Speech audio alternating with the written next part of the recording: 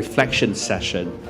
What it means is actually it helps reflect on the current geopolitical situation in the region and the world by inviting prominent figures. As I mentioned to you already, we have the Chief Defense Forces and academic lecturer Jam Panitan to give that kind of thought and reflection on what the current geopolitical situation is like and where do we go from here. Yeah, especially for Thailand. That's right.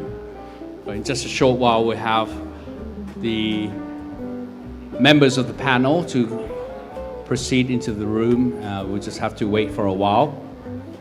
There's still some seats available, gentlemen, in the front.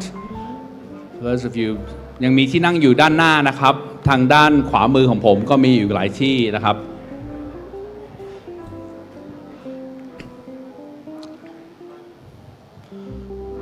I can see that the Indian attaché here is feeling very lonely. He's sitting alone. He's looking for somebody to sit with him. ตอนนี้ท่านผู้ช่วยทูตทหารอินเดียนั่งอยู่คนเดียวนะครับทางตรงด้านหน้าผมนี่มีที่นั่งว่างเลยนะครับประมาณ 3-4 ที่นะครับ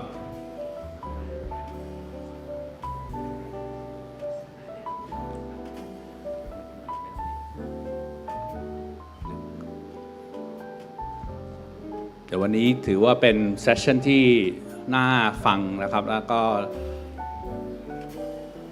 ต้องดูว่าในเรื่องของประสบการณ์ของผู้บรรยายของเรานะครับว่าวันนี้จะได้ถ่ายทอดประสบการณ์เรื่องอะไรบ้างและมีประเด็นอะไรที่สำคัญบ้างจริงๆก็ในช่วงท้ายก็จะมีการเปิดโอกาสให้ถามคำถามนะครับซึ่งก็ท่านสามารถที่จะถามคำถามได้เสมอนะครับแล้วก็คำถามนี้เปิดกว้างไม่ว่าจะเป็นเราจะมี QR code ที่จะขึ้นบนจอนะครับให้ท่านสแกนแล้วก็พิมพ์คำถามได้นะครับโดย moderator ของเราก็จะอ่านจากแล็ปท็อปหรือจะอ่านจากตัวโน้ตเขาเรียกว่าแล็ปท็อปใช่ไหมฮะ iPad ใช่ไหม iPad มากกว่า iPad แล้วก็สามารถถามตรงนั้นได้หรืออีกวิธีหนึ่งก็คือจะมีเจ้าหน้าที่เดินถือไมค์นะครับโดยท่านใดที่ต้องการถามก็ยกมือขึ้นเพื่อถามคำถามได้อีกอันนึงก็คือเป็นการบรรยายโดยเป็นภาษาอังกฤษล้วนนะครับฉะนั้นท่านใดที่ยังไม่มีอุปกรณ์หูฟังนะครับที่เรามีล่ามตู้คอยบริการเป็นล่ามเฉียบพลันนะครับสามารถที่จะไปแลกหูฟังได้บริเวณด้านหน้าห้องนี้ด้วยนะครับท่านใดที่ประสงค์ที่จะใช้เครื่องอุปกรณ์ในการแปลนะครับโต๊ะแลกหูฟังนะคะจะอยู่ตรงข้ามกับโต๊ะ registration ค่ะ Just to remind all of you, ladies and gentlemen, for those of you who need to use translation devices, you can exchange for the translation devices at the registration desk outside of this room. We have what we call the simultaneous interpreters to provide this service for you. Okay, because the whole event obviously has been conducting in English, and I don't see why not for the next session as well. The reflection session will be conducted in English as well. And if you have any questions during the discussion, we'll have the QR code, so you can scan the QR code and fill in the Google form for the questions, and that will show on our moderator screen. Or we will have our staff stand by to hand out the microphones to you to ask as well. I can see that we have now our panelists as well as our moderator. Beautiful moderator. I'm always a big fan of her.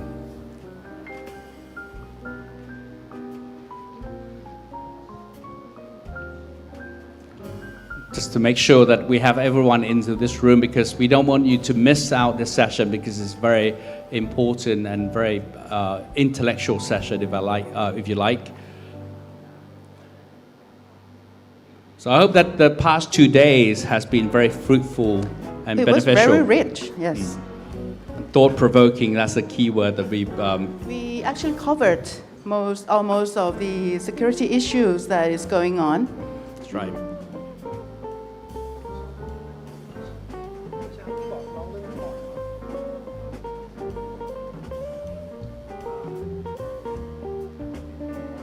So just a reminder again, for those who have just walked in. by the way, the event organizer of this occasion has issued QR codes. Yes. For those of you who would like to download slides, speeches, and other documents from this meeting, you can do so. They will actually display the QR codes later on as we finish the session, but you can always go outside to the registration desk where there are printouts of QR codes where you can download the application of TSD application where you can actually download all the documents there. Right, and there's also another QR code for the photos taken in the seminar.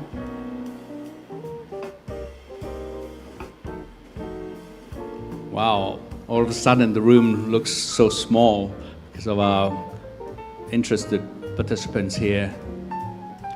This QR code is for the pictures, for the photos, ladies and gentlemen. I don't know, I mentioned this already. I don't know whether you have ever participated in like running or marathon events, especially in Thailand. They usually issue a QR code like this where you download it, and the application will actually ask for you to selfie yourself, to take a picture of yourself, so that the AI, the artificial intelligence will detect your face machine and then will actually try to recognize your face and try to find the pictures that our cameramen have been walking around taking pictures of you and try to show you the pictures that the cameras have taken. Yes. Okay, and now the QR codes here on the screen here. These are the applications of the TSE, the actual Thailand Security Dialogue application. They are in different systems, right? Yes, Either in all Android, systems. iOS, and the web apps. So you can download all the documents that you are interested in as well through these QR codes.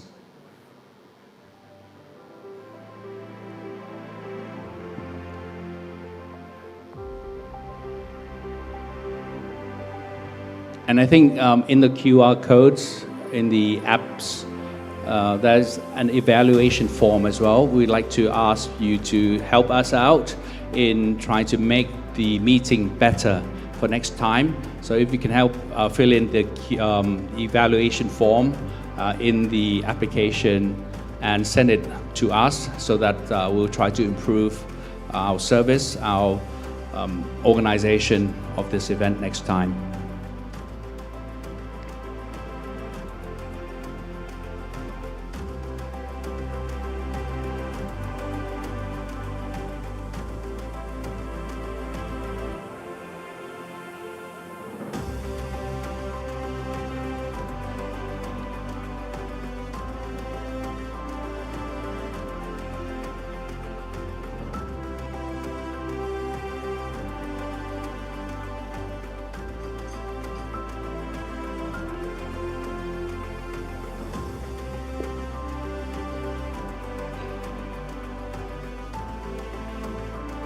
น้องแจนได้ข่าวว่ามีการถ่ายทอดสดด้วยใช่ไหมครับเป็นลิงก์ ใช่ค่ะอยู่ที่ YouTube นะคะของสสยค่ะศูนย์ศึกษายุทธศาสตร์ โอเค Facebook ด้วย Facebook YouTube ด้วยนะครับ ค่ะ so you can always watch it a replay if you like of this event of the seminar later on through Facebook and YouTube.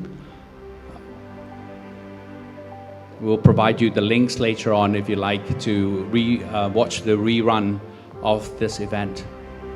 Okay, so I think we are now set, ladies and gentlemen. We'd like to continue with the afternoon session, and of course the afternoon session is called the reflection session on the topic of promoting regional peace and stability.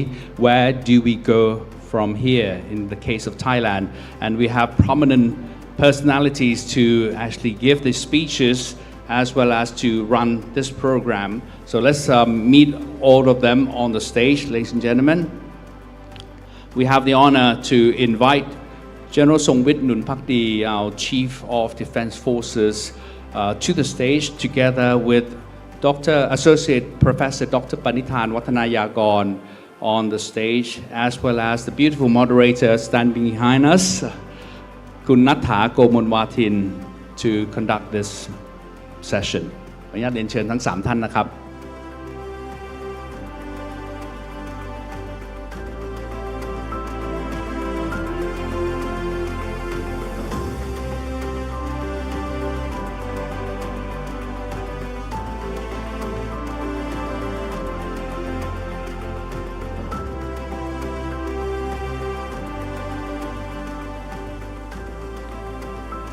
So as part of our formality, ladies and gentlemen, I'd like to read short biographies of the 3 personalities on the stage to take us through this session. First, General Songwit Numpakdi is the 35th and the current Chief of Defense Forces of the Royal Thai Armed Forces. He holds a master's degree in civil engineering and has extensive military education, including training at prestigious institutions in Thailand and the United States, notably the United States Command and General Staff College in the United States, of course, where he has recently been inducted into the International Hall of Fame. General Songwit's career began as an infantry officer after commissioning from the Virginia Military Institute or VMI. He has held various command positions, notably in the 11th Infantry Regiment, King's Guards, and the commanding general of the 1st Division King's Guards as well. His diverse experience encompasses infantry operations, special training like airborne and ranger qualifications, and of course, he is quite prominent in terms of the academic pursuits as well. He was the instructor at the Royal Thai Army Command and General Staff College. He is an avid key personality in promoting and driving international cooperation between military and interagency institutions. He is also a prominent supporter of defense diplomacy policy of the Royal Thai Armed Forces. And our next panelist, Associate Professor Dr. Panithan Wattanayakon, who is an international relations expert with extensive experience in security and defense. He served as chairman of the Prime Minister's Security Advisory Committee from 2019 to 2023, advisor to the National Security Council and Deputy Secretary General to the Prime Minister for Political Affairs from 2009 to 2011. He was also an advisor to the Deputy Prime Minister and Minister of Defense from 2014 to 2019. Dr. Panithan Wattanayakon has authored several publications on security and defense in Thailand. He holds a PhD in political science from Northern Illinois University and has taught at Chulalongkorn University and Johns Hopkins University. And of course, as for our moderator, and you all know her very well, Dr. Natha Gomonwatin, she's a seasoned journalist with over 15 years of experience in multimedia journalism, including TV, radio, and newspapers. She holds a PhD in gender studies from the London School of Economics and has held key positions such as news director at the Standard and editor at the Thai PBS. Dr. Natha has directed international news coverage, anchored major programs, and conducted exclusive interviews with global leaders. Her work emphasizes Thailand's regional perspective, and she is recognized for her leadership in digital newsroom innovation. So with this, ladies and gentlemen, I'd like to give the floor to our moderator to take us through to this special session, the reflection session. ขออนุญาตเรียนเชิญครับ ขอบคุณค่ะ Thank you very much for a very comprehensive introduction of my profile. And today I feel really privileged to be moderator of this very significant and very critical issue to promote regional peace and regional stability. Where do we go from here for Thailand? That's really important question for Thailand, especially in this critical juncture. Thailand finds itself at the heart of the region amidst ongoing difficulty, ongoing crisis in Myanmar, geopolitical conflict between superpower rivalry, and not to mention war which is happening in Ukraine, in Gaza, and closer to Thailand is about the issue of Taiwan Straits and South China Sea. All are pressing issues concerning security issue for Thailand. So the question would be, how can Thailand maintain its force as stability factor in the whole region? And what is the next step for Thailand in this ongoing and more complex geopolitical landscape? So today we will hear from General Songwit and Dr. Panithan Wattanayakon regarding their insight in terms of the real operating forces in this concerning issue. Let me begin with General Songwit Nunpakdi, because you have been seeing the whole overall picture of security issue of Thailand.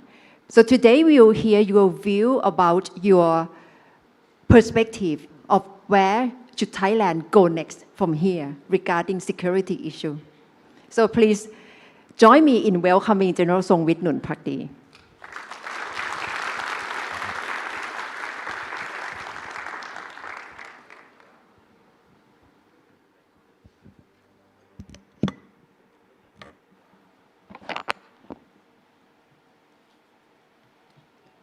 Good afternoon, ladies and gentlemen.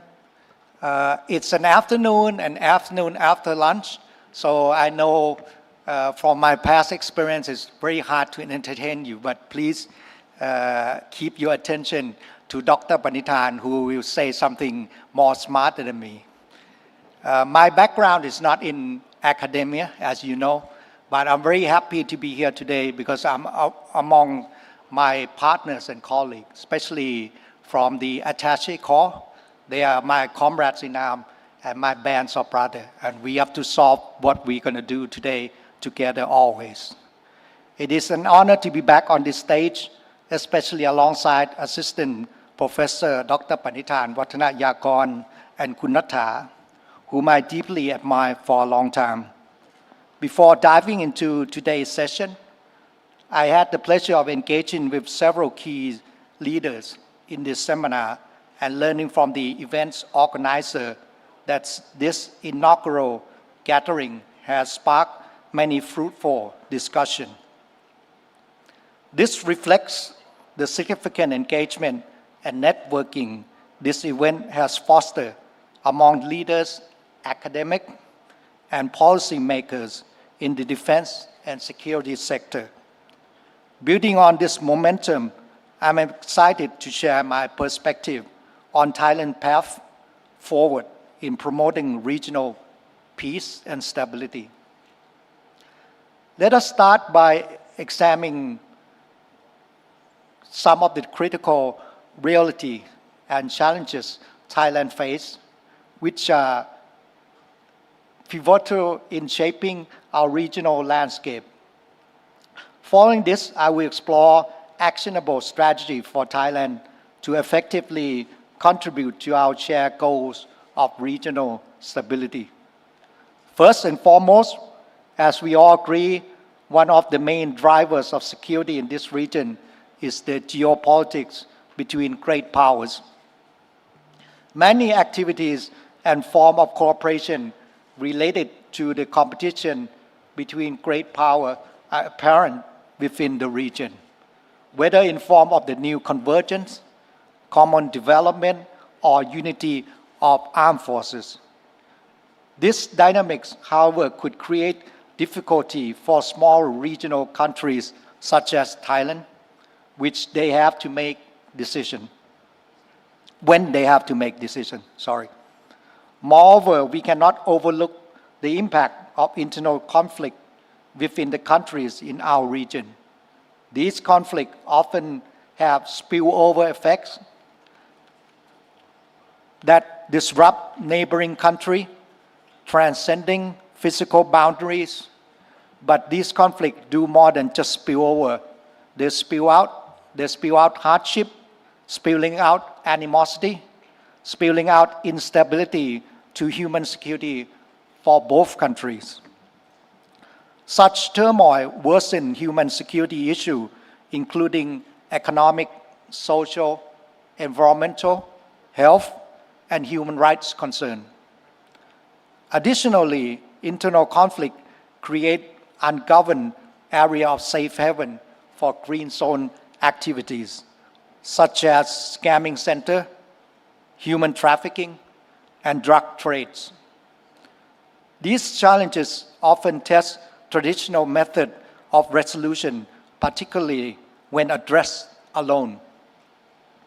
Turning our attention to the technological advancement that we have here in our world today, we see that this innovation in both physical domain like rockets, especially hypersonic rockets, space, and biotechnology, and robotic and autonomous system, and the non-physical domain such as cyber technology and artificial intelligence carry dual implication like a double-edged sword. On one hand, it can transform our life in a positive way. On the other hand, it can be used in ways that disrupt and harm humanity, whether directly or indirectly. We can also see the apparent effects from climate change on human security within our region, especially the flood that you see in the northern part of Thailand now, the rising seawater that is threatening some country coastline. These pressing issues, along with the aforementioned challenges, often present complexity for a country to address. With that context in mind, let me explore some options how Thailand can contribute to promoting regional peace and stability. So where do we go from here? What path should Thailand take? From a national standpoint, Thailand has consistently positioned itself as neutral and friendly towards all nations. But our neutrality doesn't mean passivity. While we remain neutral in terms of choosing side, we focus our agenda that align with Thailand's national interests or a pro-Thailand approach mindset. By leveraging this benefit, we aim to enhance collective regional peace and stability. Geographically, Thailand is blessed. Our central location, coupled with our neutrality and friendly atmosphere, provide an ideal setting for building trust and engagement. This central location also minimizes operation time when collaborating is needed for regional aid or crisis response. We have already several groundbreaking results from this advantage, and I encourage everyone to continue driving more innovative effort forward. Considering the region diversity and complexity, earning mutual understanding, respect, trust require shared values and principles. These include respect for sovereignty and international law, a rule-based order, human rights, freedom of commerce and idea, freedom of the seas and the skies, and a peaceful resolution through dialogue. We must build bridges, not walls, to foster understanding, not division. Several existing multilateral platforms are available to facilitate this effort. In this context, the region looks to ASEAN as an institution that will maintain our centrality amidst evolving dynamics. In the 1967 Bangkok Declaration and the establishment of ASEAN symbolized the significance of regional cooperation. Over 57 years have passed, and here we are with more friends gathered in Bangkok to discuss and advance the original aim and purpose of ASEAN.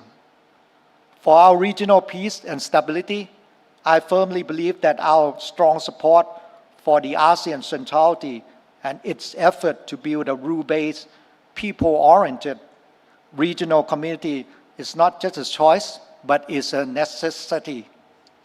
In addition, through mutually instrumental power, existing military platforms such as the training program, the leadership forum, and military diplomacy can be further enhanced for this purpose. In training in Thailand, as a part of ADMM expert working group, has been promoting military-to-military cooperation among 18 nations and conducting over 20 large-scale exercises. Moreover, the Copper Gold exercise is considered one of the premier exercises in the region. It is noteworthy that it has been the unique platform where both the US forces and China participate together.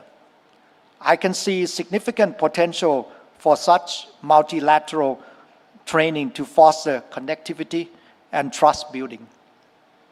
They can lead not only to greater interoperability, but also to deeper development areas such as mil-to-mil relationship, education and leadership, public health and welfare, cyber and digital space, environmental issue, technology, food security, and disaster risk management. Furthermore, I strongly support the idea of establishing open lines of communication between regional senior defense leaders, allowing them to communicate at any time to prevent misunderstanding and miscalculation. In fact, I am a living example of the effectiveness of this approach. This can be complemented by frequent multilateral engagement, such as the Chief of Defense Forces and Senior Leader Dialogue meeting, which has already demonstrated their uniqueness and value in promoting regional peace and stability. During the last short conference, which involved all Chief of Defense from the Pacific region and Pacific Rim, I proposed the concept of integrated deterrence, not deterring a country, but deterring an action that we don't want, as an approach for all phases of the geopolitical challenges, from the competition phase to crisis and to conflict. This proposal was well received by some of the leaders in the Pacific. My approach on this integrated deterrence emphasized de-escalation and aimed to contain any action within the competition phase for as long as possible. Integrated deterrence to armed conflict is crucial, as this region, this century, is often called the Asian century. It cannot afford a war. We must be responsible and accountable to our people who deserve to prosper in a peaceful region, and I hope you all share my view. Currently, Thailand and its neighboring country has established several defense mechanisms that can be enhanced to address both conventional and non-conventional threats. These include the Border Committee, which involves collaboration from the Minister of Defense to local forces along our border, official visit between key leaders, military diplomacy, through formal channels such as defense attaché, as well as informal interaction through our related agencies. However, I believe there are additional creative approaches that could complement this effort. In addition, I'm a firm believer in the power of the human touch in the human domain. Over materialization and protocol and formality, developing people-to-people relationship, engaging physical and treating each other with empathy, and providing a supportive space or trusted partner for those in difficult time are the thing that truly matters. And they should be invested in long before any crisis or conflict arise. To that end, I would like to propose this first Thailand Security Dialogue be more than just a discussion. I encourage all of you to use this opportunity to build trust, foster teamwork and network, strengthen partnership, and develop actionable plan. Never underestimate the impact we have achieved together as peace and security are the outcome that can only be built through people-to-people connection. While Thailand is committed to this goal, regional peace and stability cannot be achieved or sustained without the active involvement of our partners and allies. And this is why you are all here and we need your commitment. I am determined and optimistic about our future. We must unite to shape the future of our region. And with your help and partnership and alliances we build, we will make it happen. In a conclusion, as a responsible partner in this region with a commitment to multilateralism, I would like to end this talk with a phrase I believe represents my country well. That is, Thailand is a friend to all and malice to none. Thank you. สวัสดีครับ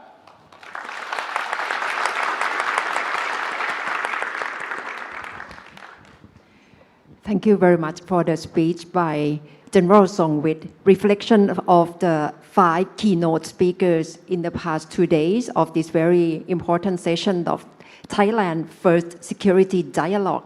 And we say how General Songwit has outlined importance of military diplomacy, especially at this very juncture that there are so many significant challenges for Thailand and more complicated issue in terms of the geopolitical and security landscape.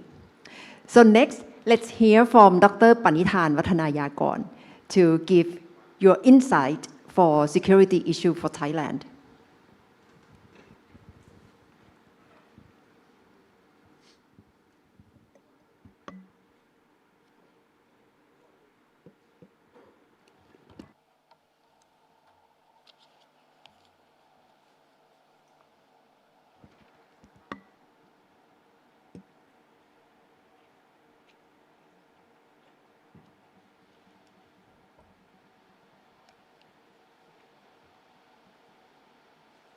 General Songwit Nunpakdi, Chief of the Defense Forces, Royal Thai Armed Forces, Excellencies, officers, ladies and gentlemen, it is my great privilege and honor to be invited to share with you some of my thinking on where do we go from here.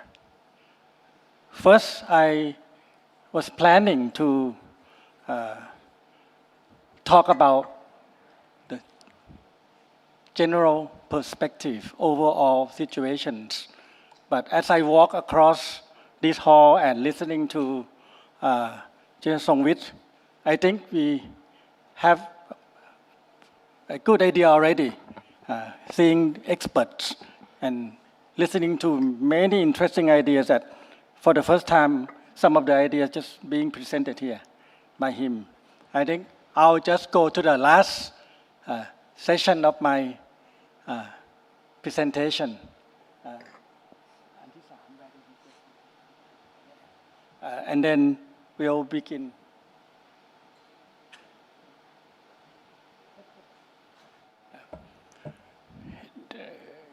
Going from here will be difficult. I think Thailand is at a crossroads. We'll wait for the PowerPoint to come up. But soon, officers, strategic planners in Thailand may have to make hard decisions. I remember Surin Pisuwan told me from Geneva days before he passed away. In fact, some of my students met him in the morning before he passed away in the afternoon, one of the greatest foreign affairs ministers for Thailand. He told me that get out of the comfort zone, go to the war room, go to the kitchen room, make hard decisions. We need to do that. I think that day is here. That day was yesterday. That day is today. That day is tomorrow. We need to make hard choices from now. And I'm glad that General Songwit laid down many mechanisms to allow up and coming able officers like Kun Phumchai and his team in this strategic national the defense institutes are now preparing. The next slide, please. Where do we go from here? Yesterday was easy. We bend with the wind. It was easy. It was safe. And in fact, most Thai thinks that we should practice this thinking.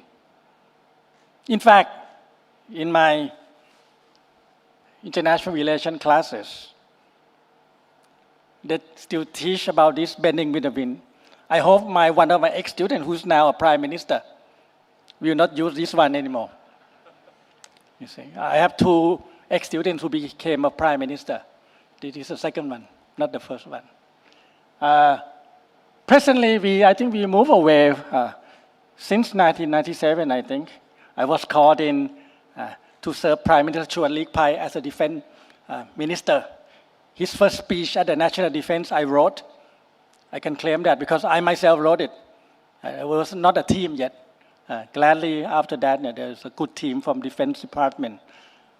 We are moving from bending with the wind to hedging and bridging. And I think our foreign affairs people are still using this model. Getting closer, hedging. It's a very good strategy for a smaller country, a weaker country, a country in transition like in Thailand, to use it. I told my students that I will call it complex engagement. We engaged with the US on many operations throughout the year. I remember the time we captured Victor Boot, I was there. I remember the time we captured the South Korean weapon shipments, I was there in a war room. I also remember talking to many of the old soldiers that sneak into to China to talk to the top leaders during the communist insurgencies. My hometown in Betong was the base of the communist party of Malaya, CPM. I know for the fact. In fact, many of my cousins, including my father, was killed from this conflict. So this is a complex engagement. We engage, we wait, we calculate, and then we go to save our national interests. With all the features that we talk about, it, trust, common grounds, shared values. I think that's a complex engagement. But after 1997, we saw cracks in that model. We saw cracks in our relationship with the US. We saw threats coming from a new giant as well as opportunities. I think that complex engagement still used today may not be enough for tomorrow's 10 years from now, 20 years from now. If General Songwit want to lay down a new ground, promoting a new peace and new dialogue, to me, I think we need a new equilibrium. A new equilibrium. Next, please. This is why on the plane to Shangri-La Dialogue 2016, I proposed to the Prime Minister,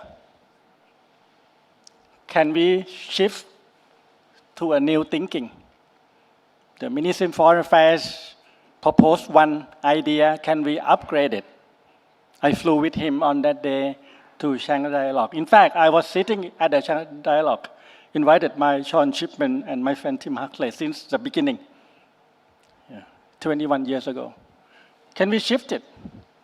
Can Thailand engage in a new path, more complex, more daring, more dangerous, more risky, but higher returns, and in the end, safer for us to maintain that needed independent peace, freedom, neutrality, the way that we navigated our problems away from the colonial powers, away from the communist insurgencies, away from the turmoil.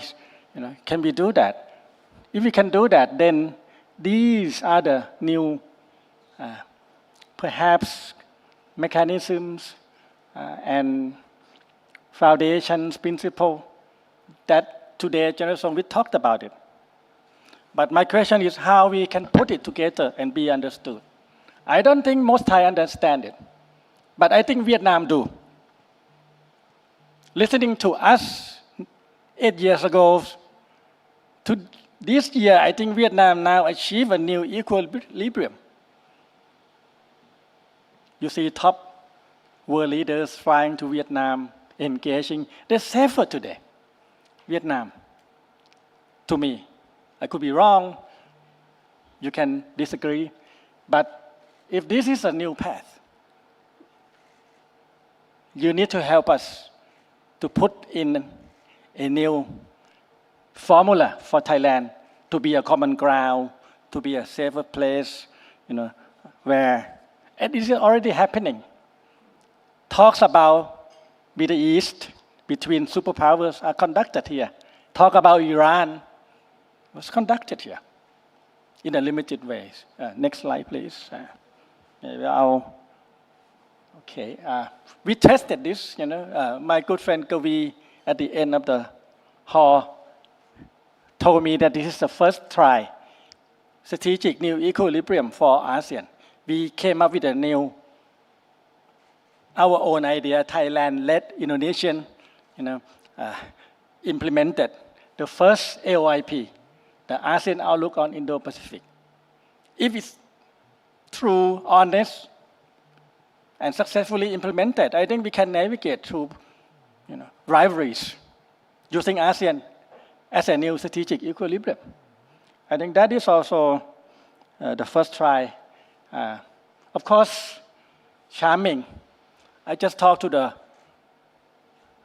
wife of the former prime minister when I taught a class at NDI. She told me that US, China are very much warm with us. They share a lot of talk. But it needs to be put in a perspective, in a strategic dialogue, in a mechanism that are more stable. But I think the Thai diplomacy is well known for a neutrality, charm, friendly, the two values that Chonglit highlights, neutrality, and friendly. Sorry, General, I'm not so sure about neutrality, but friendly, yes. You see, from time to time, to me, we are not neutral. We voted against Russia, in the Ukraine crisis. We sided with the U.S. on many fronts, including when we delivered Hambali. A friend of mine arrested him on the ground and delivered him to Guantanamo Bay. See, so we are not so sure. But from time to time, we lost our own balance. I was there, behind the leaders. I'm the one who told Prime Minister it's time to leave. Helicopter is at the rooftop. We lost it. But ASEAN leader reassure us that I'll come back, help us to restore that equilibrium for us, to push ASEAN to be at the center stage, to help us to do that. See, I was there in front of the stage, peeking out, and they just ran into the leader room. So I told Prime Minister it's time to go to the rooftop. Helicopters waiting. Thanks to the armed forces, we meaning all leaders in ASEAN, escaped that. So we achieved again equilibrium. We lost touch with Saudi Arabia for 30 years. At that time, we were closer and closer to Iran. That's not good to me. We need to achieve the strategic equilibrium. But Iran is a good friend of Thailand since the beginning of the kingdoms, Ayutthaya, Ratanakosin of Bangkok period. A well-known fact. So we achieved that equilibrium. And the complex relationship between Thailand and Iran. We released these three members, of their forces who were captured. I was part of that strategic group to exchange the ideas of that professor in Melbourne. This is a well-known case also. It's a complex relationship. But in the end, we achieved an equilibrium. Not confronting, not creating enemies with Iran or Saudi Arabia. You see? But now the crisis is approaching us. Where do we go from here? This is a very much pressing issue for Thailand. After Operation 1027, things are not the same. We are now in a new terrain, new territory. Yes, we used to change the battlefield into the marketplace, but this is not the same. You see, the fighting are now approaching us from the north every day.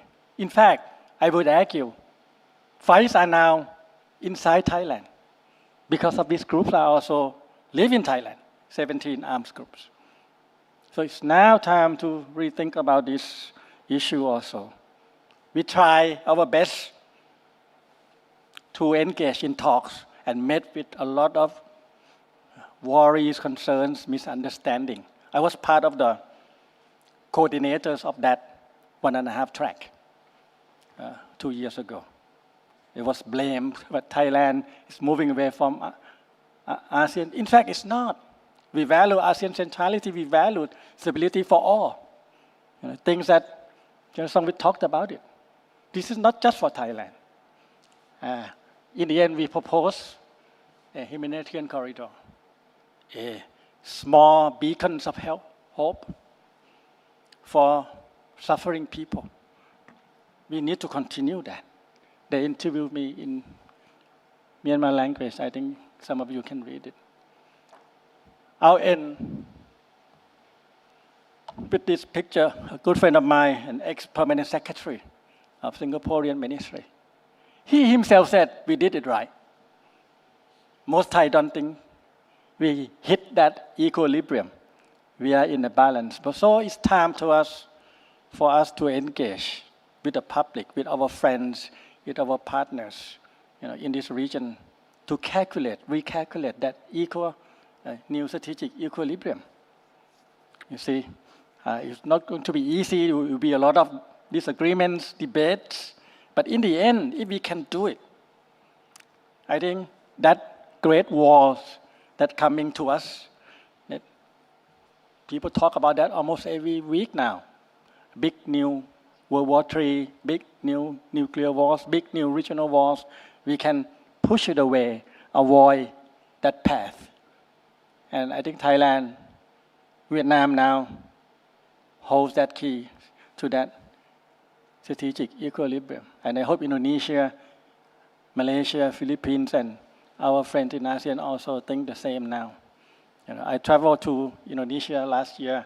I think the sounds of this, disagreement are now less and less so. So I'm very glad I'll end it here, and then I'll continue with the questions and answers later. Thank you ครับ Thank you ขอบคุณครับ ขอบคุณครับ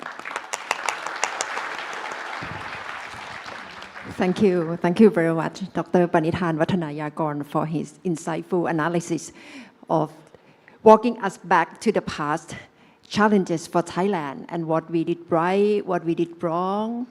Probably not, but it's still big challenges. So for me, right now, pressing issue for me is about time. I don't know whether we have time until 3 o'clock. So just let me know if I have to wrap up the session. But right now, it's about 2:25. So let me interview, not quite interview, like asking you, pursuing from your speech, and then I'll open up the floor for audience to ask the two speakers your questions, and you can send to our team, and I can read your questions from this iPad as well. Okay, so let me begin. For me, as a journalist, I feel that you painted different pictures about Thailand. General Songwit emphasized that you are optimistic. You see how military can take different approaches in order to cope with new challenges in terms of security. You talk about multilateral engagement, neutrality, and military diplomacy. But Ajahn Panithan, you mentioned about bending with the wind, that probably the old school, that we need new policy or new measures to cope with new way of geopolitical landscape. And then you also outline for us the challenges inside the country, the southern of Thailand and also Myanmar. So both of you are not quite on the same page, are you? About here? Actually, just like I briefed you at lunch, he's in the level of policy maker. I'm in the level of operator.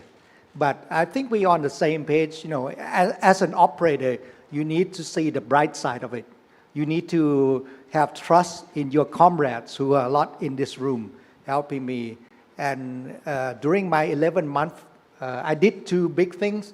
I cannot go into detail, but it was successful through the networking. First one was the NEO evacuation of the Thai national from Israel, 7,400, biggest in the Thai history, and saving 23 hostages. We did that through many networking and many countries. I cannot name the countries, but they have different political thoughts, they have different culture, different religion, but we work through them to, like I said, I'm always pro-Thai. That's saving the Thai citizen life. So I still believe in the bright side that the mechanism, the architecture that we have still works. But I think what Dr. Panitan was referring to, but in the holistic level, you need to come to a new equilibrium. And I need to adjust my architecture to that also. And the second example is evacuating Thai from Lao Cai, which was very complex. People think it was quite easy, but actually the Thai was in Myanmar itself, but we need assistance from the Chinese to go to their border and transport back. And it used the level of negotiation and leverage from our government and to the armed forces to both countries. I'm very thankful to everyone who helped to save the Thai citizen, both in the Middle East and also in Myanmar. So that's the bright side I see on the 11 months I've been working. Thank you, General Songwit. What about you, Dr. Panitan? You like to extend your arguments? Yes, please. And I hope Songwit could respond to some of these worries too, because he's the one. But actually, he said two things. He is optimistic, but he also determined. Yep.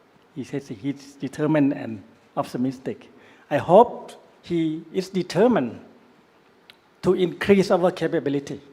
Yep. I think this is my worry, one of the first worries when I see some of the issues like the conscription, management of the military resources. In fact, my classmate who retired as an Air Force chief wanted to buy the F-35 and failed. That worries me a lot. I think if he's determined to somehow able to create a better public understanding on how we manage our capabilities, our armed forces. The Thai public thinks the military can save them from flood, and to stay away from politics. Yeah. But they are less desire to engage in the issue of capability, the readiness of the military. That deterrent level that General Songwit wants has to be worked domestically, has to create understanding. Once we achieve that capability, we can plan for the future. But first, I see eroding capabilities in southern Thailand, my hometown, 10 miles from Malaysian borders. 2 weeks ago, Malaysia and Singapore agreed on the new barcode biometric cross borders. I want that in my hometown. I want to screen 200,000, 300,000 Thais who go and work in Malaysia on a daily basis. I want to scan hundreds of Thais who cross borders to work to the call centers that General Songwit wanted to arrest them. I want that capability.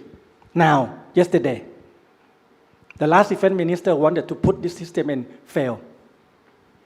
If he somehow is determined to increase that capability, then we can go from here to plan a more complex engagement. But hopefully you get that Gripen's new batches, and use it well. Thank you.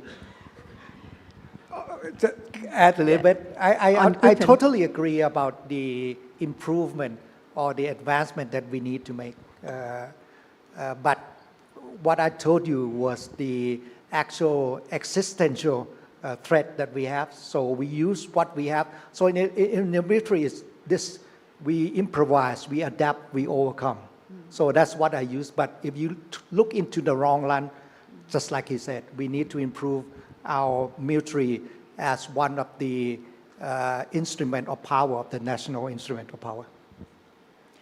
Let's talk about clear and present danger regarding our border, Myanmar. It's been ongoing crisis for more than 2 years, and whenever reporters mention or analyze about Myanmar, we get so much attention from our audience. Whenever fighting happen in Myeongdi or in Lauca in terms of scamming, and then lately in La Siao. So what's the approach of the Thai army in terms of trying to be like peace broker? Would that be possible, or what's your strategy to cope with the current crisis in Myanmar? First of all, thank you very much for this tough question. Actually, I would like him to answer first, but you asked me first, so I'm going to try to do my best. I've been engaging with many partners and allies on Myanmar since I was a deputy, because when they come to the armed forces, they want someone who's not changing out quite quickly, because it takes a long-term solution. So with this, I would tell you that I talked to Mr. Marit 2 days ago, because I'm going to be on this panel. I want our effort to be in sync with the Minister of Foreign Affairs. So there's 3 lines of effort that we want to do on Myanmar, and we started some. First one is, obviously, is the humanitarian assistance. We did one. It was not very impactful, because you have to consider the number of subjects that we want to help, and the numbers and the logistic that we brought to was not enough to make an impact, so their living standards can be better. We're looking to do more, and we're looking to do more with ASEAN under AHA to create a center, not Thailand going alone. And many international partners want to be in with us. For example, ICRC, which I already talked to them in Singapore 2 months ago. Yeah. The second line of effort is dialogue, like you said. Dialogue is quite complex, because in the military-to-military engagement with Myanmar, my friends in Myanmar would say that we need to respect their sovereignty and integrity. And I will say, yes, we do respect your integrity and sovereignty, but the conflict is overspilling into Thailand. So I need, as a CDF, I need to protect the Thai interests also. So in this dialogue now, the Minister of Foreign Affairs are spearheading to do a track 2, talking to all stakeholders inside the country, and like Dr. Panitan said, some inside Thailand and also elsewhere. For example, the bordering country, Bangladesh, India, China, and Thailand. I don't see the actual movement of it, but now the networking started for 2 or 3 months now. Hopefully, by the end of the year, there will be a substantial outcome that we can come and present to you again. And the third one, obviously, my prime duty is to protect the border, is upscaling the border protection. When we look at the border protection, we need to change the mindset. First, the task force on the border is to tackle what's coming inside Thailand. But actually now, I just talked to the think tank yesterday that we need to tackle what is coming into Thailand, also going into the conflict zone, because we don't need any factors to have a momentum to build on the conflict. For example, arms smuggling, money laundering, scam center, all those things has to be tackled holistically with a lot of international agencies. So that's about all I can say right now, 3 lines of effort. You also mentioned in your speech that you emphasize importance of online hotline communication. Do you have that with general in Myanmar? What a direct question. Yes. But I use it when it's appropriate. We always respect the time and the leadership. We have channels that on the staff level that we go to, but when it's very urgent, for example, the April crash during Songkran in Myanmar, that's when I use my hotline. We need to de-escalate. We need to say that the refugee who comes to Thailand, they'll be in a safe place and we want to return them, things like that. So I don't use it leniently. I use it only in critical decision making. So you can tell generals there that, hey, you have to control whatever fighting within your land, not to crossing over to Thailand. The language is not quite like that. It's like, please help us Excuse me to with that. contain because it will impact both of our citizens. It's more of a friendly. I cannot change that narrative right now because it has been ongoing for a long time, but we put more specific message to them. For example, if you use this kind of force, what it will impact the people of Myanmar and how it will affect Thailand, for example, more refugees coming. So I think I've been very clear but very polite in doing things that I'm not very used to. For example, diplomatic words. Maybe Dr. Manithan will have more good words than me. อาจารย์ปรินิธาน you mentioned stance of many countries regarding Myanmar, which concerning stance of Thailand, be Indonesia, Malaysia, or Singapore as well, when they are not quite on the same page with Thailand. So from your political analyst view, what would you like to reckon, or what would you like to share with General Songwit? Well, I hope we return to a more present diplomacy. No more yellings among ASEAN foreign ministers. No more texting or online blames. Or no more moving into different directions. That will destroy ASEAN. I think that is past. I think I'm very happy. But before we go into that, I have to say something about the military on borders. I think you notice since the crisis began this round in Myanmar, the Thai military have done quite a good job in opening up line of communication and also line of connectivities. Border checkpoints rarely closed. I think this is a lifeline. Millions of people are depending on this and more so. And they also push hard to create temporary shelters inside Thailand and in Myanmar successfully. We must return to do that. We must send it. We must send this signal clearly to the world that if you cannot run to India, if you cannot run to China, if you cannot run to Bangladesh, if you cannot take your families and run for your life to Laos, come to Thailand. We help you. We help millions of people. After all, they are here. Their cousins are here, their parents are here, the future leadership is here. So this is very clear. We need to push more for the reopening up of this safe zone, humanitarian corridor. Sadly, I think SAC has had doubts on that. So I think the safe zone that you talk about must be maintained, created, expand. This is a beacon of hope. And of course, they don't come as often or more like in the past. This is not Indochina communist insurgency. They have televisions, watching machines that are worried about their homes. They'll run and, they have more bigger house, better jobs. They don't come here permanently, except those migrant workers. So this is the first concern. I think the military has done well. They don't deserve these criticisms on this front, I think. And it also takes a lot of capability to do that, to maintain this safe, longest borders, longer than Myanmar and China, with less resources compared to China, you see. But having said that, I think more have to be done. Dialogue has to be open. We nearly destroy our centrality just because we want to create a dialogue. And our friends in ASEAN said, oh no, we don't talk to the military in Myanmar. We don't talk to the PDF. We don't talk to the NUG. No, you can't. You have to talk to all groups. So I think we have to maintain that. And we are now able to maintain that.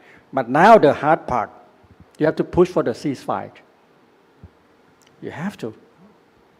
The killing on, I know, I have students, I have friends, I have cousins living in Myanmar. I have seen clips of them dying. I know, you see. So you have to push for ceasefire. And that ceasefire roadmap is on the table. But it needs leadership, political leadership inside Thailand, in ASEAN. This is why one of the ex-prime ministers saw that opportunity and offered many groups to come and talk to him. But at that time, his daughter is not in power yet. But now his daughter is in power. Remember, weeks ago, that ex-prime minister wanted to, broke a deal between this. I am quite certain that this is not a bad path. Although, as you know, he's a controversial figure. I don't want to comment more. It's not fair. But we need to have a ceasefire soon. So in your capacity as you are former advisor to Deputy Prime Minister in terms of security, if you were to do the same for this government, what do you like to reckon for the issue of Myanmar? I'm retired, so I will not give you that answer. This is like role play. Advisors to CDF. Yes.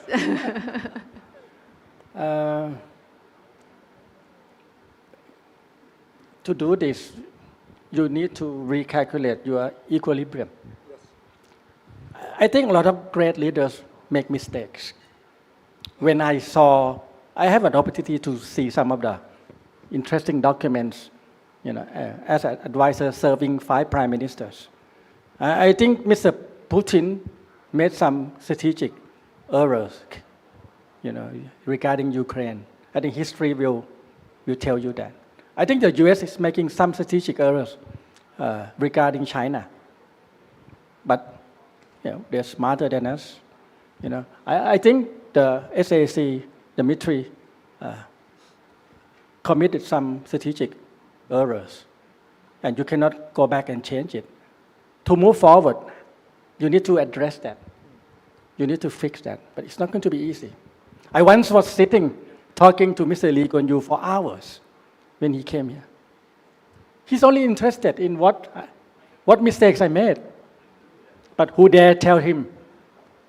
I think that is important to tell these good friends, including Indonesian friend, a great mind on foreign affairs, ambassadors here, I think. I think Indonesia made a big mistake on Myanmar, as well as Malaysia, as well as Singapore. But now it's past. I don't want to talk about it. To move forward, you need to have a common ground. And I think we are now seeing common ground.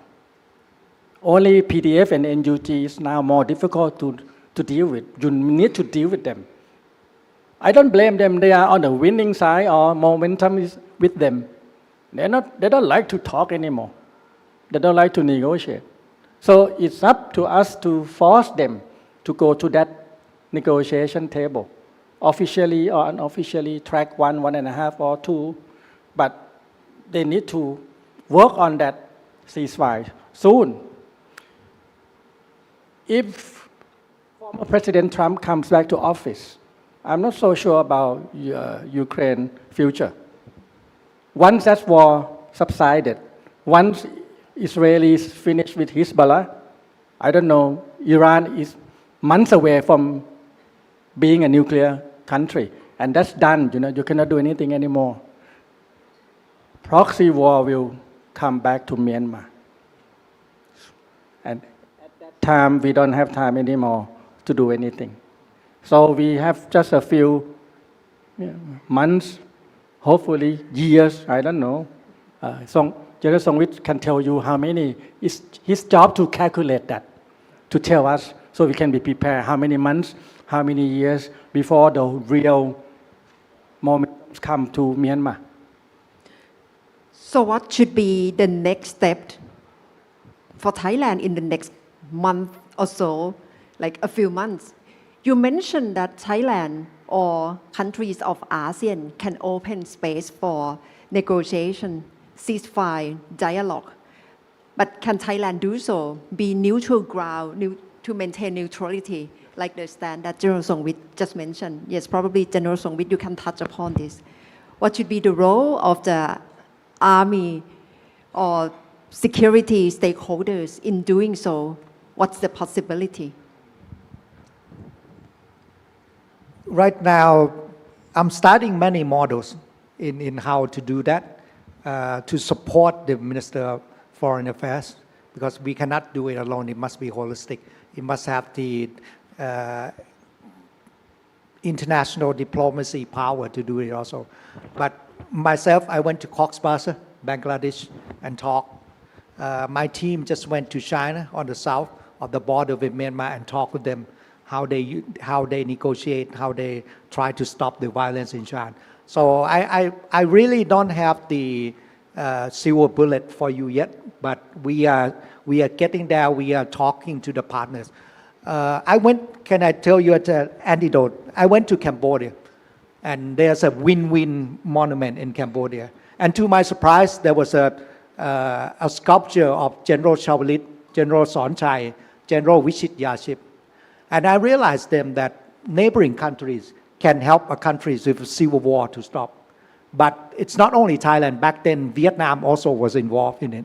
So I still have strong belief that we have a role to play.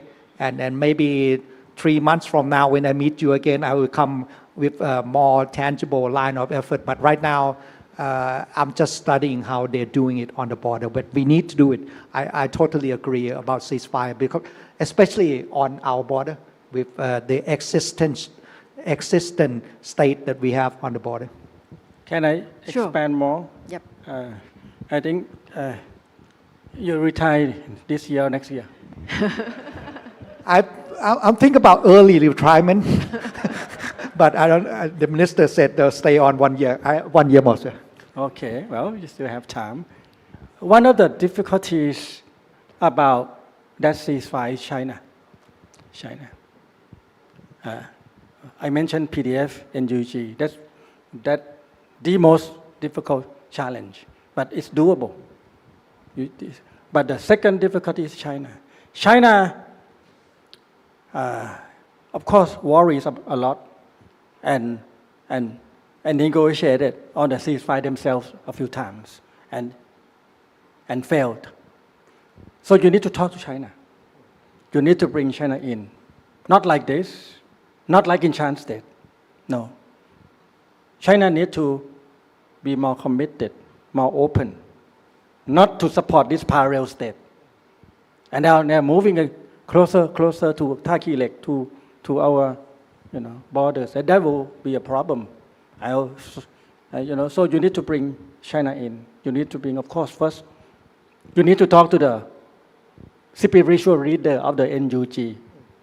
That's the most difficult challenge. You gave her the Nobel Prize. You took away that prize. It doesn't move her.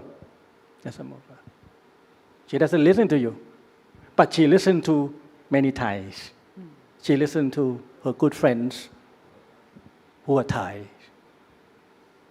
Her son studied with my university too in Illinois.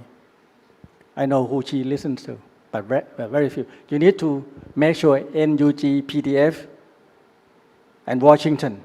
But Washington is less committed to this. But you talk to them, bring them to the table, and then bring China in. Who can do it? I don't think Singapore can do it. I like them very much, I don't think Mr. Anwar can do it. The trust level is not there. So you mean Thailand has capacity? I don't To know. do so. Ask the new prime minister. But you're it's her student. job to really give you that answer. You see, but when you bring China in, then we can talk. We can talk about ceasefire. officially, openly. Because behind the scene, we talked about it already. We even talk about elections to be postponed. It's on the table. So bring it, the official, business into Myanmar crisis. Make sure these pipelines are safe. My friends who work for me in Thailand do not worry sick about their, family members anymore because they think, oh, ceasefire is, on the table. Make sure you do that. And to do that, you need to increase more pressure. You need to work on your leverage. You need to engage more. And this is a more complex engagement. I don't think we can be successful this month, next month, not even next year, but you need to begin now. Ceasefires is difficult to do, like in Gaza strips, but it can be done. And of course, soon, Ukraine and Russia will engage in more talks and ceasefires. Hopefully, right at the end of the year, when the new president of the United States comes into that office. So we can stop that bloodshed, that nonsense of destroying civilizations, and innocent, civilian lives. This is a must for us. Yeah. Thank you, Dr. Pranithan. Actually, there's so many issues that I'd like to pursue to asking both of you, but we are running out of time. I got noted that we have only a few minutes left, so I'd like to open up for the audience. If you have at least one or two questions. I see a hand coming up. Yep. Or probably we have time for only one question.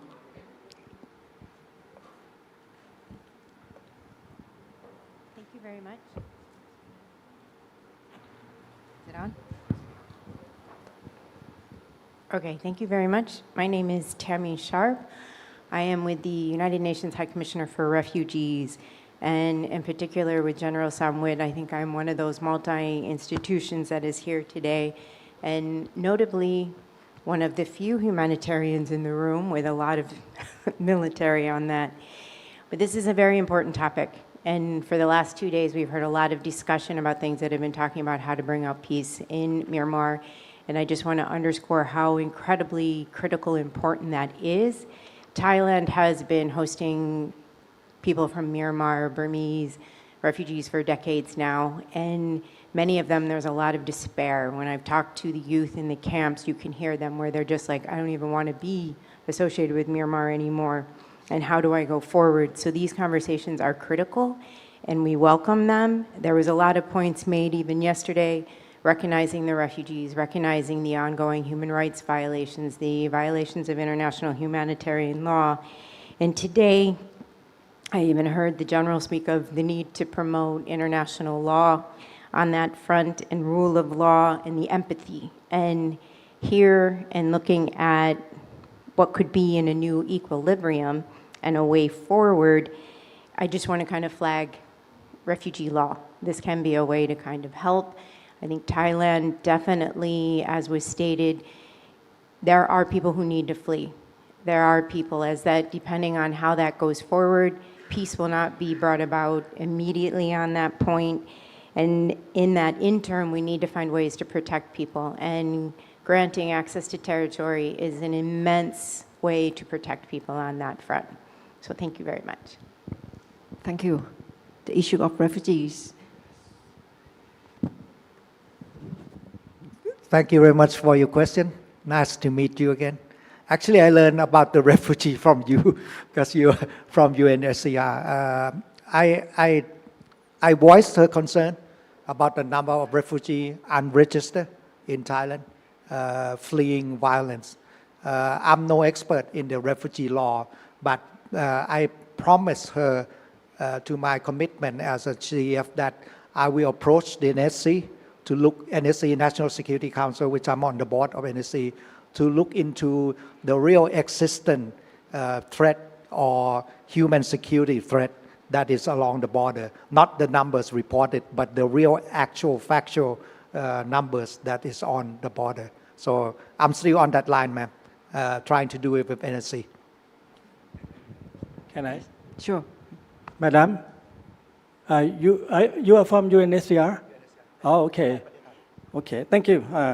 Thank you to be here. I remember my good friend, Mr. James Link, in Geneva.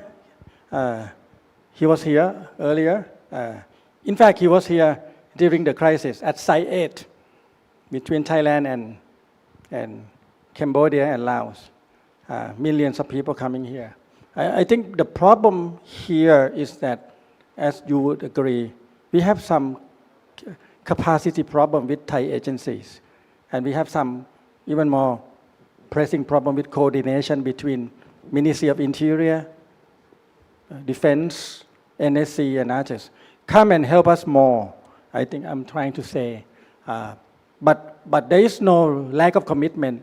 Ask Ambassador Nikki Haley when she hosted the UN refugee summits many years ago. General Prayut went there. And the UN told us that we did more than we committed on paper. We are not ratified that treaty yet, but we have done more. We are a model to help. Now, if you want us to do more, you need to bring more capability, more coordination, more techniques, to coordinate. But the willingness is here, commitment is here. I don't think the military today and the military 30 years ago, when they opened up for the refugees, millions of them from Laos, Cambodia, and Vietnam, are changing. I think that's the same military mind. They embrace these people. But the problem is inside our agencies, there are more and more problems. This is why national strategy is very important for us to coordinate them. But still, we are still a long way to go. That's number one. Number two, UNHCR over the years also have their own problems in terms of capacity, coordination also. So I think we are on the same boat.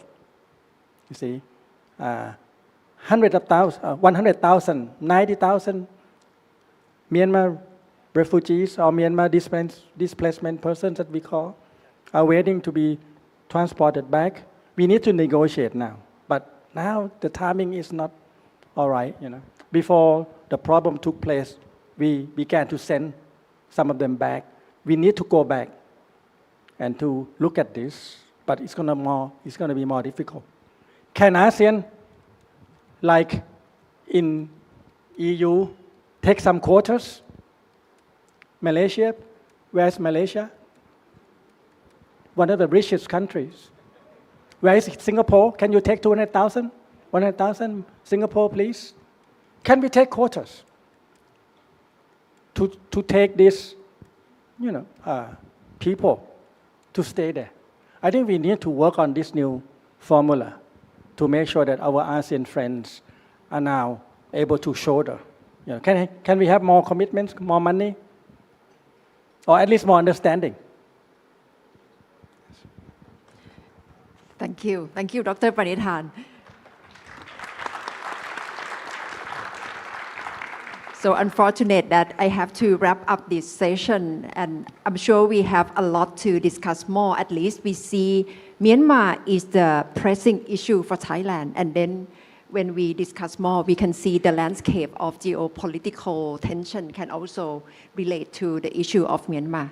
And I have to return the floor to our MC.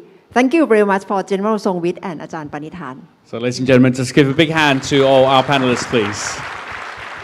Thank you so much.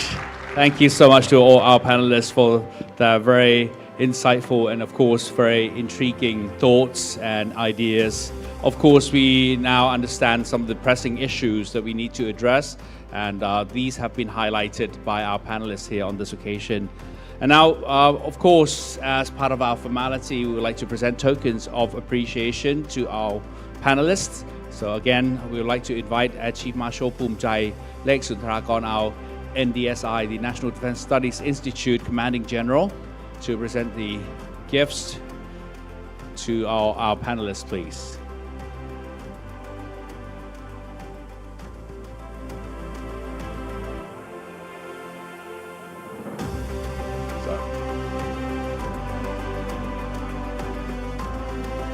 So I think the gifts will be presented to first, of course, to Ajahn Panithan ครับ so you will be the first to receive the gifts. Associate Professor Panithan Wattanayakon from Chulalongkorn University will receive the gifts from Air Chief Marshal Phumjai.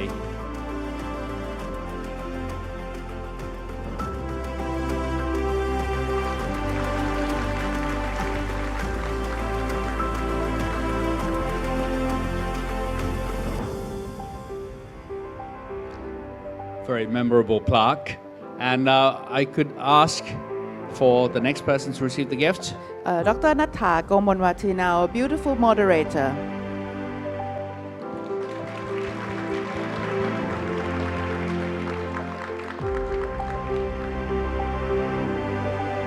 Thank you, and now if I could invite General Songwit sir to receive the gift from our NDSI Commanding General, please. This is something interesting because it's a picture that was taken on the first day when General Songwit was here. Only yesterday. That's right, opening ceremony where we had His Excellency Mr. Sutin Kangsan joining in for the opening ceremony. Now I could invite all the panelists, please join in for a group picture, please. ในช่วงนี้ขอถ่ายภาพหมู่ร่วมกันนะครับ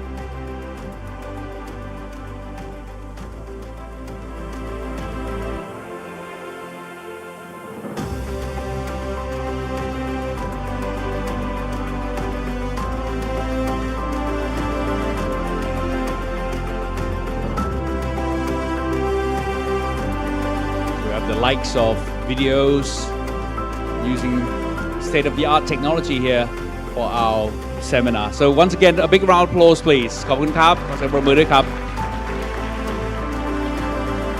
Thank you very much. And now, ladies and gentlemen, we'll take a short break, really short break, because we need to reset the room for the closing remarks by Air Chief Marshal Phumjai and of course, the closing ceremony to be presided over by our General Songwit Nunpakdi. So 2 more sessions, ladies and gentlemen, to join in, but we'll take a short break of 5 minutes. 5 minutes, please. Just a restroom break. ในช่วงนี้ขออนุญาตพักสัก5นาทีนะครับและขอความกรุณาทุกท่านรีบกลับเข้ามาที่ห้องนี้นะครับเพราะว่าเราจะได้ดำเนินการต่อเพราะว่าจะเหลืออีก2 session เล็กๆนะครับก็คือเป็น summary session ที่ทางผู้บัญชาการสถาบันวิชาการป้องกันประเทศนะครับพลอากาศเอกภูมิใจจะเป็นผู้กล่าว summary เกี่ยวกับสรุปนะครับการดำเนินงานของการประชุมสัมมนาในครั้งนี้นะครับแล้วก็ตามด้วยพิธีปิดอย่างเป็นทางการโดยท่านผู้บัญชาการฐานสูงสุดจะเป็นประธานในพิธีครับ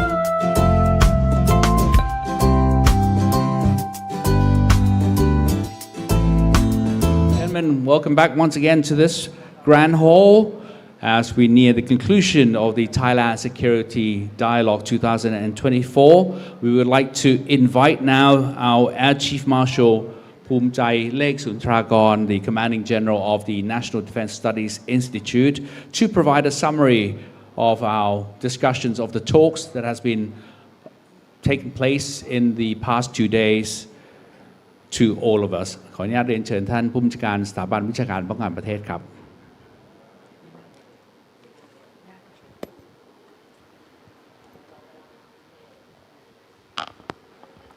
General Songwit Nyunpakdi, Chief of the Defense Forces, Your Excellency, Honorable Speaker, distinguished guests, ladies and gentlemen. The Thailand Security Dialogue 2024 starts from 27th yesterday until today, 28th. Is a pivot event organized by National Defense Study Institute, Royal Thai Armed Forces Headquarters. This dialogue brings together leading 24 experts as speakers from various sectors, including government officials and private sector, as well as academic scholars to explore sustainable peace under the geopolitical shifts, and participate by 14 ambassadors or representatives, 20 defense attachés, include special guests from Republic of China, Thailand, and the United States of America, as well as participants from international organizations and officials from Ministry of Defense, Ministry of Foreign Affairs, other relevant ministry, and academic scholars. The seminar provides a platform for presenting insightful ideas and perspectives and inclusive open discussion. The dialogues, starting with keynote speaker, Dr. Sukiet Thienthai, he stated the importance of ASEAN unity, strategic policies, and multilateralism in addressing these challenges, particularly in the Indo-Pacific region, where strategic competition is intensified. Some key points from his speech are global disruption, technological impacts, demographic shifts, pandemic challenges, environmental concerns, geopolitical tension that are challenging peace and security in Thailand and the regions. He suggested that Thailand must strengthen its internal resilience, maintain diplomatic agility, and work closely with ASEAN to navigate geopolitical tension. He emphasized the importance of multilateralism, human security, and reforming global governance to address the current and emerging threats. The session 1, the panel discussion on geopolitical shifts and regional peace and stability. This session provided a comprehensive analysis of the evolving geopolitical landscape in the Indo-Pacific, particularly Southeast Asia. This detailed the strategic approach outline highlights the importance of Thailand's proactive engagement in regional geopolitics, leveraging both traditional wisdom and modern strategic concepts to navigate the complexity of Asia's evolving power dynamics. The discussion underscored the importance of understanding and adapting to the evolving geopolitical landscape in the Indo-Pacific. The insights provided by the speaker highlight the complexity of current global and regional dynamics, emphasizing the need for strategic leadership, proactive policies, and the regional cooperation to ensure peace and stability. The session 2, the panel discussion on regional conflict and security challenges, conclude that ASEAN as mechanism is important in conflict prevention, while the Myanmar internal conflict also have the impact on regional security. The dialogue underscores the necessity of collective action, regional cooperation, and strategic policy to navigate the complexity of peace and security in a changing geopolitical landscape. The session 3, the panel discussion on energy and environmental security, implication on sustainable peace in the region, brought together key insights from experts on how energy and environmental issues intersect with regional peace and stability. Addressing climate change and transitioning to sustainable energy are not only environmental and economic challenges, but also essential components of regional security strategies.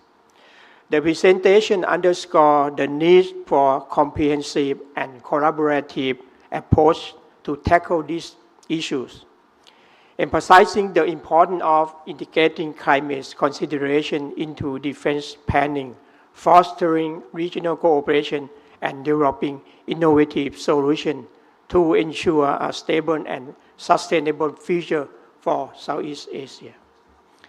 The session 4, the panel discussion on efforts to achieve in promoting regional peace and stability.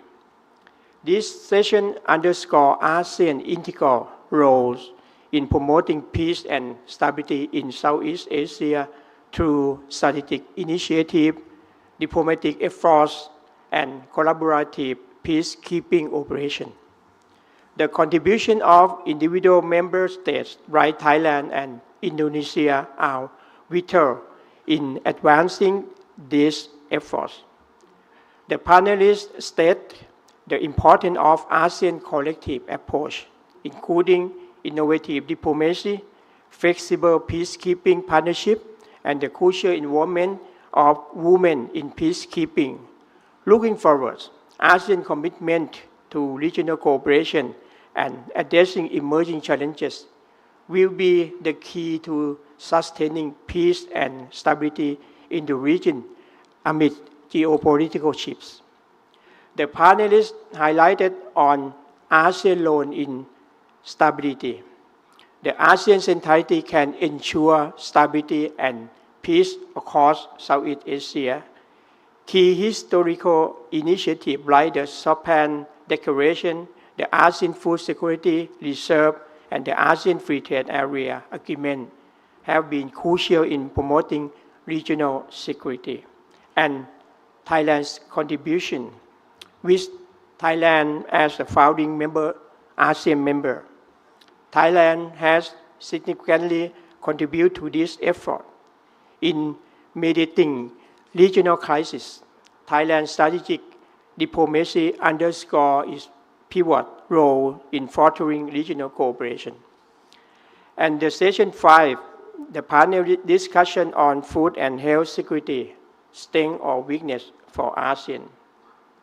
This session emphasized the critical intersection of food security, health security, nutrition, and global security within the Asia-Pacific region, highlighting that the world is significantly off track in achieving the Sustainable Development Goal of zero hunger.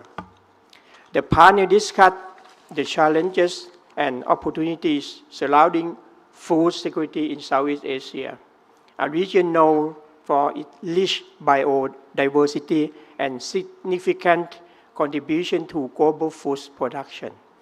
While Southeast Asia remains crucial for global food production, significant challenges necessitate a multifaceted approach involving public and private sector efforts to ensure sustainable food security.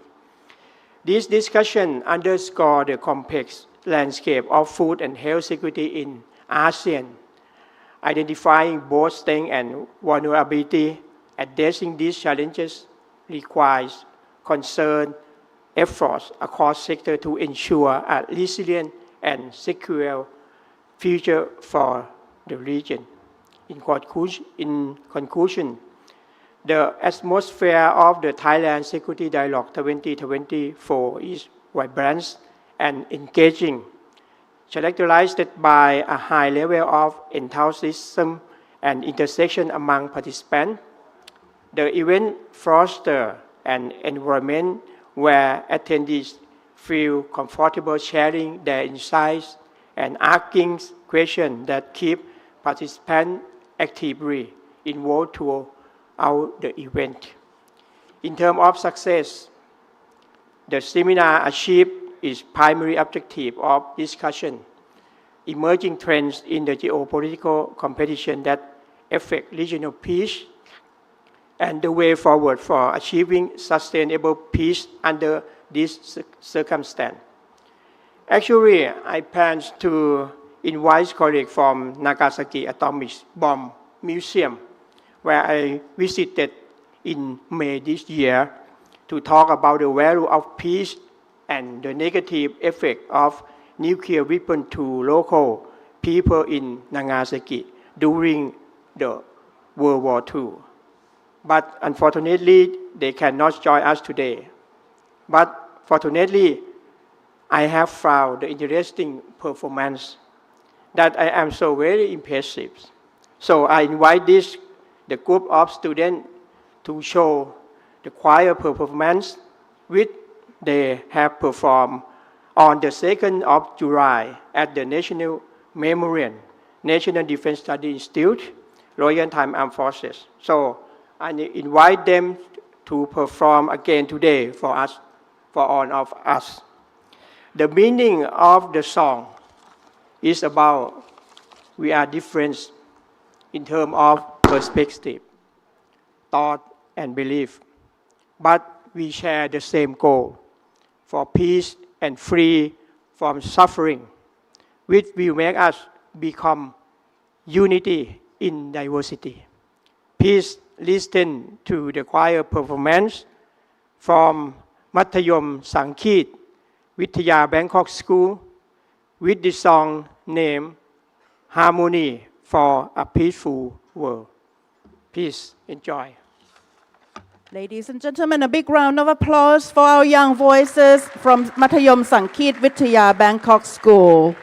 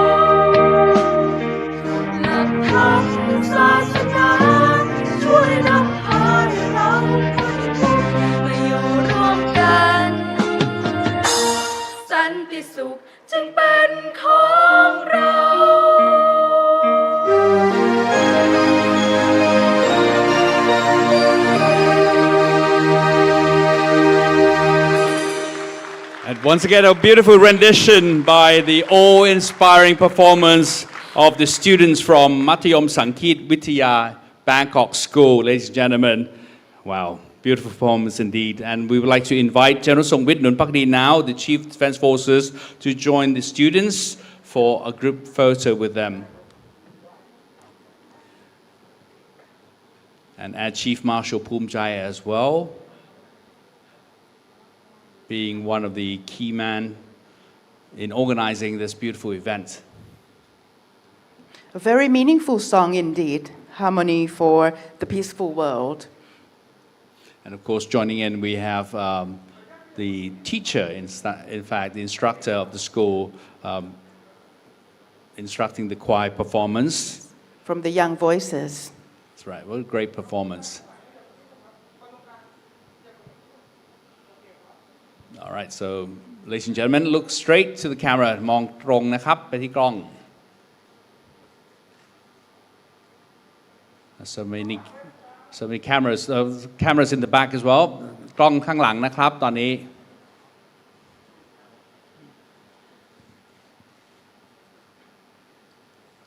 Perfect. So once again, thank you very much and a big hand, please.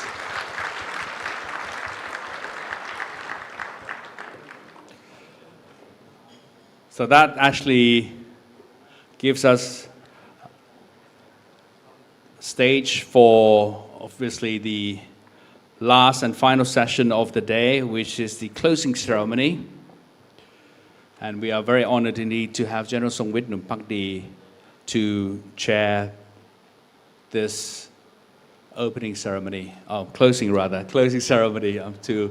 I know this. Too many days behind. This dialogue has been really interesting for you.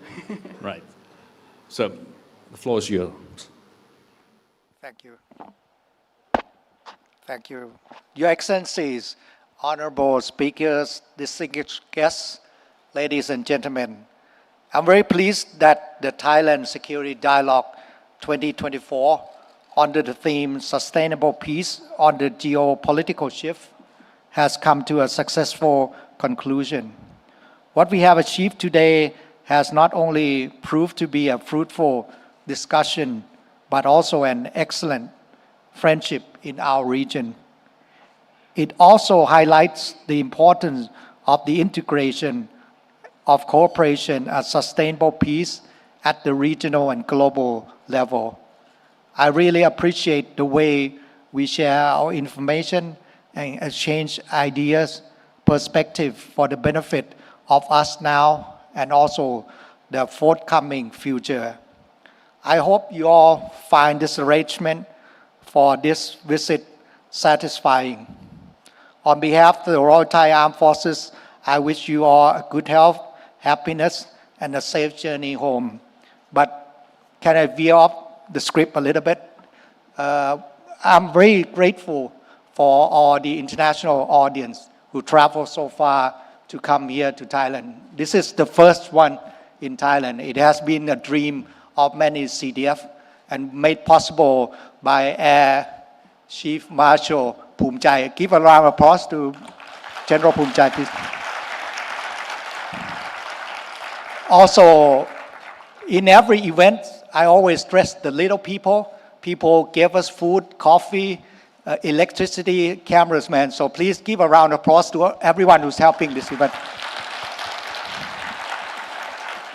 And lastly, you made this event happen. It wouldn't be impactful or valuable if you didn't come to this event at all. So thank you very much from the bottom of my heart. Now I declare Thailand Security Dialogue 2024 closed. Ladies and gentlemen, a big round of applause.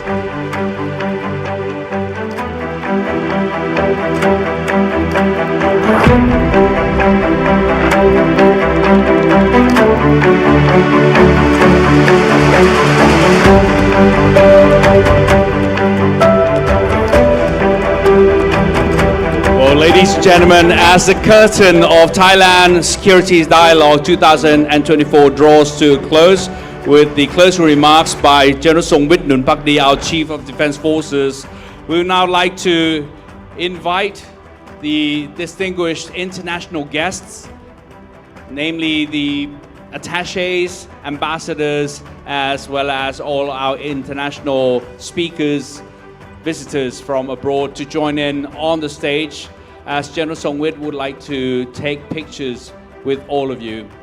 ขออนุญาตเรียนเชิญทางแขกผู้มีเกียรติของเราชาวต่างชาตินะครับร่วมถ่ายภาพกับทางผู้บัญชาการทหารสูงสุดบนเวทีแห่งนี้ด้วยนะครับ So once again, all international guests, be they attaches, ambassadors, representatives, participants, lecturers, speakers, by all means, please come up to the stage and join us for a group picture with General Songwit Nunpakdi, our Chief of Defense Forces, please.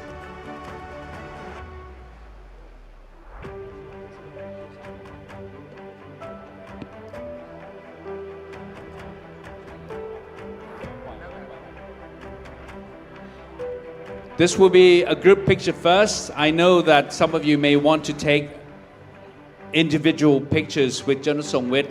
He will be more delighted to take pictures with you, as he kindly addressed earlier in his closing remarks that this is a very important event for the Royal Thai Armed Forces and for many chiefs of defense forces in the past and of course today's, that they like to arrange and organize this event, and it actually has happened, and you all have all contributed to make it happen.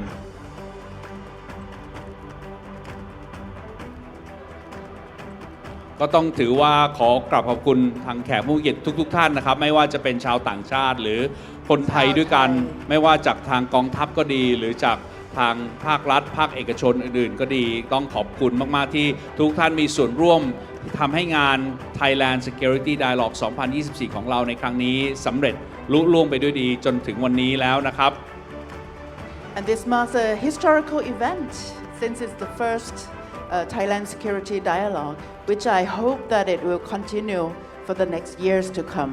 That's right. I've already been talks about maybe staging another successive event next year. So we look forward to seeing all of you back here and many more visitors joining in. So ladies and gentlemen, look at the cameras. พร้อมนะครับ Okay, ready? พร้อมครับ 1, 2, 3. And I believe we also have a video. มองกล้องทางวิดีโอ We have a video cameraman here. อีกรอบหนึ่งนะครับทางวิดีโอครับขออนุญาตสามารถเคลื่อนไหวได้นะครับเคลื่อนไหวแบบโบกมือได้ You can wave your hands. Say hello to the videos, please. Beautiful. Perfect. All right, so big round of applause, please. ขอเสียงปรบมือดังๆอีกครั้งหนึ่งนะครับมีกล้องหลังอีกนิดนึงครับท่านผู้บัญชาการครับมีขออนุญาตครับมีกล้องหลัง We have one more camera in the back. So we still have one more camera, ladies and gentlemen, in the back. So just wait for the Chief of Defense Forces to finish your conversation.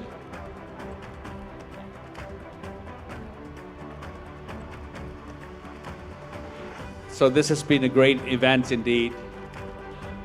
ขออนุญาตท่านผู้บัญชาการทหารสูงสุดด้วยนะครับอีกครั้งหนึ่งขออนุญาตมีอีกรูปหนึ่งที่เราจะร่วมถ่ายภาพนะครับ